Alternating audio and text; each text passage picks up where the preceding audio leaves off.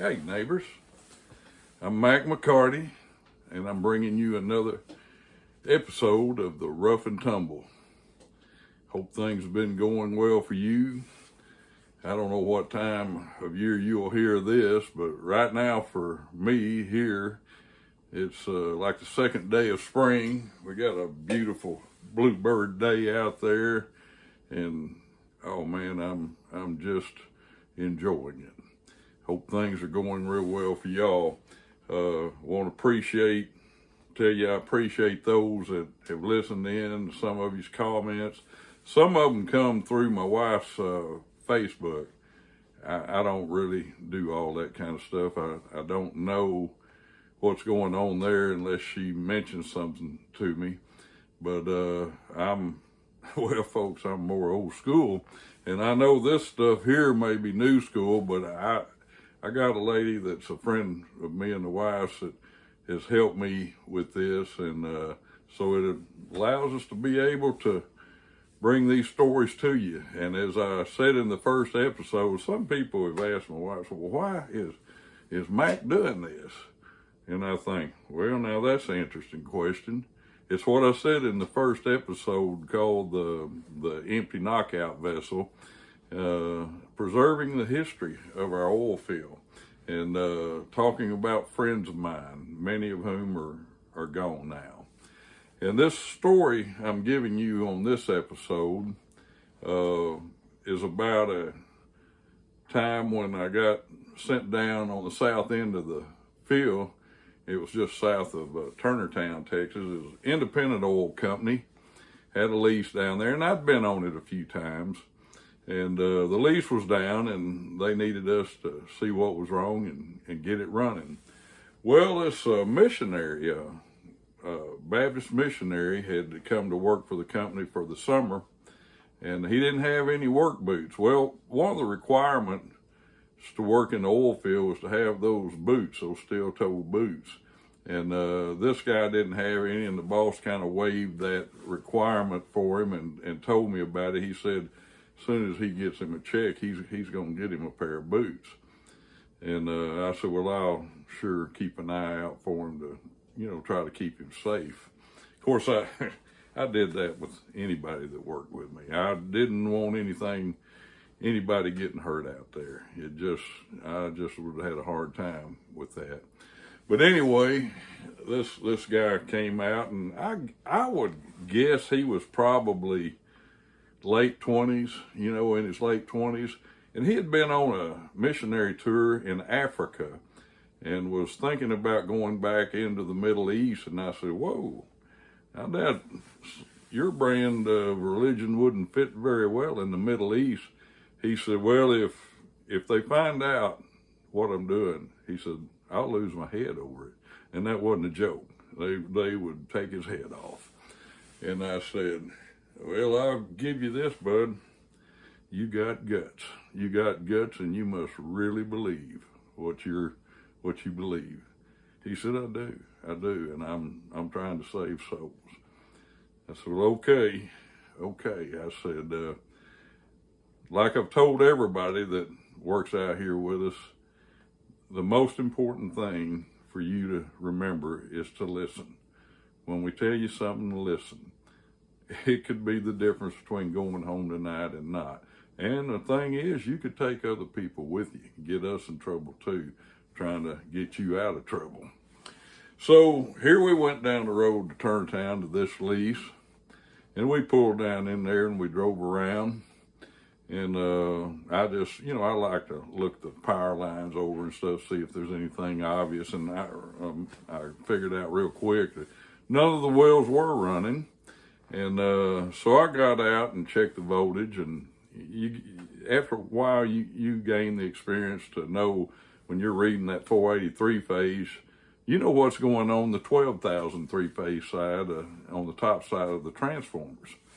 And I told this young fella, I said, well, we've got a leg out on the primary. And he said, what does that mean? I said, well, that's kind of, I said, you're not going to be here long enough for it to matter. I said, just take my word for it. Let's go find it. And we got to looking, and I had never been to the bank, and it turned out it was a power company bank. Some people would buy the power straight off the bank, and these people were doing that. They didn't have their own transformer bank. And through the trees, I got to a point, I could see that old bank way off over there through the woods, the top of it. And I said, there's that cluster mount bank over there. And so I was backing up and I pulling up and looking around, and I said, well, there's some kind of a dam or something right here. And I said, I'm not sure what that is. I'd never been up on it and looked. And so we stopped, and I just walked up on the side of that dike there. That it was a dike around a pond. And when I walked up on top of that thing, about 3 cottonmouths just split off into the water there. And I said, Bud, I said, stay close. I said, this place has got some cottonmouths. I said, it'll be all right. And so he got up behind me, and we started walking down that dike, because I saw we had to walk down the dike. And it was pretty thick. And we'll get around there, and we got to get that number off that pole bank. It's a SWEPCO platform, cluster mount bank. And I had to call that pole number in so they could come and refuse it. They didn't want us doing it for sure. Well, I walked a couple steps, and a couple more or so cottonmouths that go off in the water. And another couple steps, here goes some more. And I turned and looked at that guy, and I said, boy, I'll tell you what, this place it's lousy with cottonmouths. I said, you may say you talk about snakes plenty. There's plenty of snakes out there. Let me tell you, there's no shortage of them.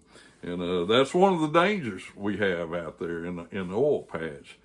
And I looked at that guy, and I said, say, Bud, I said, in the back of the truck, and I told him where to look, there's a brush axe. I think I showed it to you on one of the previous episodes, big long hook bill blade. And I said, would you run and get that right quick? And so he went over and got it, come back. That's it? I said, yeah. I said, that's it. I said, now, I'm here in front, and I got boots on. I said, and as I go and run them off into the water, I said, you'll be all right if you stay behind me. I said, we're going to make sure that there's no snakes going to get you. I said, if it gets down to it, I said, I'll be the one that gets bit. I'm in front. And he said, well, I'd hate to see that. I said, me too, bud, me too. And so we go down through there, and son, I wouldn't doubt there was 150 or more snakes on that dam, and it was pretty good ways down it, growed up, and it's the worst infested pond I'd ever seen with cottonmouths. Never seen one worse. I've seen some bad ones, but that was the worst I've ever seen. And that boy, when we got down in that pond and finally come out and it got it just a little bit clear of the brush, he looked at me and he says, I don't care what it takes. I'm going to get me a pair of boots this evening. I said, well, I know why. I said, I guarantee you I get it. And I said, are you all right? He said, yeah, I'm all right. And I said, all right. I said, I'm watching out for you. So we ease on over to that cluster bank, SWEPCO bank, and I see the pole number, and I write it down on a little piece of scratch paper there. And all of a sudden, out of the corner of my eye, I could see this old shack over there through the trees. The little shack, house, whatever, oil field shack, I don't know. But then I see this form, kind of easing around the corner there. And that boy says, oh, there's somebody over there. And I said, yeah, I see him. And he said, who is it? I said, I don't have a clue.